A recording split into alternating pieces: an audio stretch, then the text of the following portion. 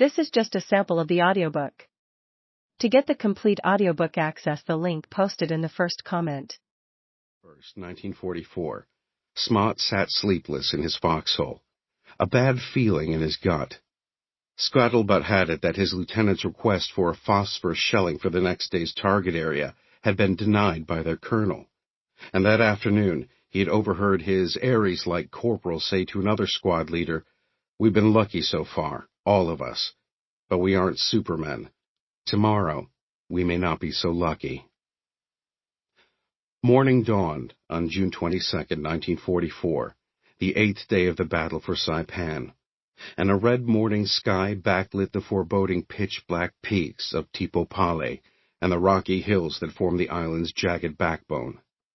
Tipo Pale's hulking mass of barbed coral, jagged brush, and thick foliage provided countless hiding spots for the Japanese and their woodpeckers, the Marines' nickname for the Imperial Army's Nambu Type 92 heavy machine gun, with its staccato peck-peck-pecking sound.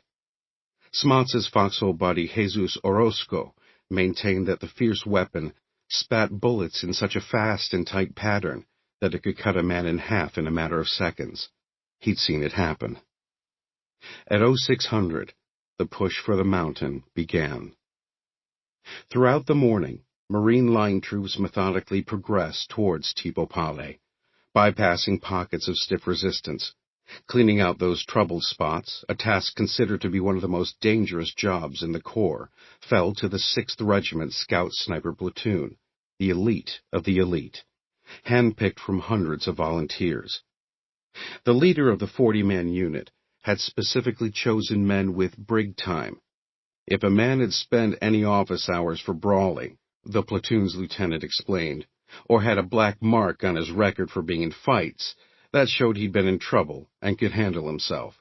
The guy that wins the fight is thrown in the brig. The other guy goes to the infirmary. The guy in the brig is the kind of guy I want. To his superiors, Smots had adamantly professed innocence for his role in clearing out a bar full of doggies and swabbies during an earlier stationing in New Zealand. But when asked about his brig time during his Scout Sniper interview, he found it tough not to smile while replying, "No comment." On Saipan, Smots frequently got tagged to be on point during missions because of his uncanny sense of smell, honed back home on the Osage Reservation. The Japanese fighters had a distinct odor he could track. Searching the packs of dead enemy soldiers, it was normal to find bottles of cologne. At first, Smots thought that was curious, but later he figured it was their way of taking a bath in the absence of water. The cologne and their predominantly rice diet gave the enemy an unusual odor, not foul, just distinctive. So in the deep, dense jungle, when the hot, thick air was still, Smots knew if the Japanese were there. But today, with a steady breeze blowing, this sensory skill would be of no help. At 12:32, Smots led the scout snipers up a dirt road that snaked its way along the base of Tipo Pale. His platoon was on its way to a finger of a ravine where K Company had been decimated by several well-placed machine guns.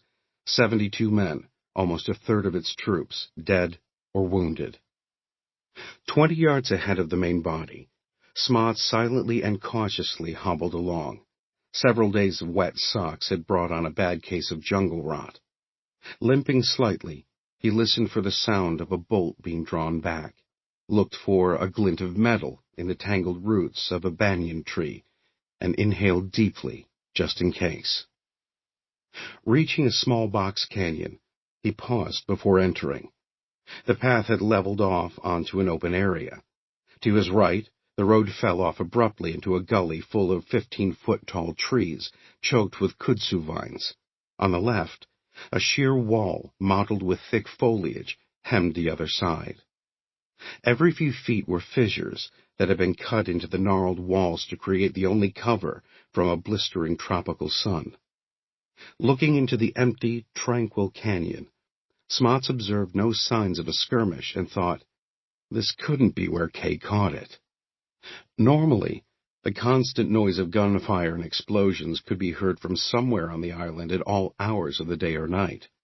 Now, only a noiseless wind rustled the leaves.